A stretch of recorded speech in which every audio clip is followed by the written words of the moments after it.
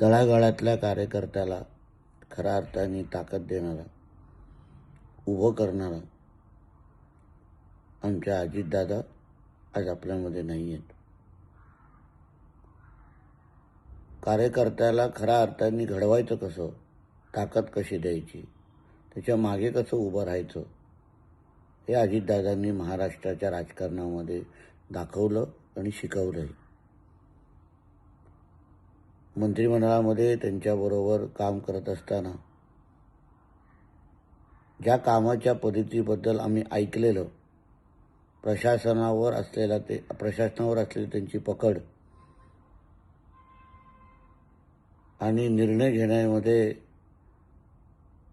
धाडसी निर्णय घेण्यामध्ये त्यांची असलेली तयारी, या सगळ्या गोष्टी जवळून पाहण्याची संधी मला मिळाली.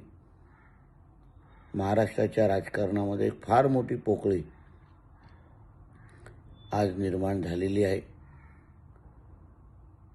मी अजितदादांना भावपूर्ण श्रद्धांजली अर्पण करतो.